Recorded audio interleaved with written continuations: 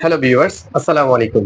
এই ভিডিওতে আমরা শিখতে যাচ্ছি যাই হোক না কেন শব্দ বাংলায় যে বাক্যগুলো আমরা করে থাকি, যাই হোক না কেন আমার শেখা প্রয়োজন, যাই হোক না কেন আমার লেখা প্রয়োজন। এই ধরনের বাক্যগুলো যখন আমরা ইংরেজিতে ট্রান্সলেট করব তখন কিভাবে করব?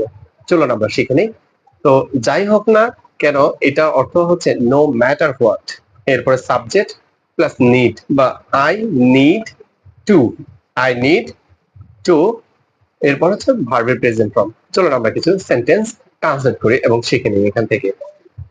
যাই হোক না কেন আমার শিখা প্রয়োজন, তাহলে আমাদের বলতে হবে no matter what I need to learn.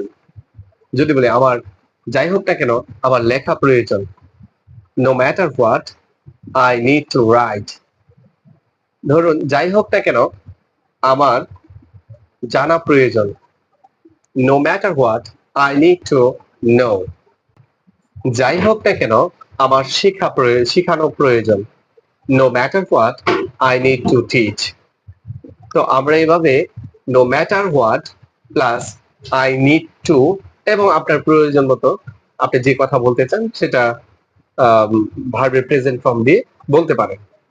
তো এইভাবে আমরা নতুন নতুন সেন্টেন্স তৈরি করতে পারি নো ম্যাটার হোয়াট দিয়ে। ধন্যবাদ সবাইকে, আমাদের সাথে থাকুন নতুন নতুন ভিডিও পাওয়ার জন্য।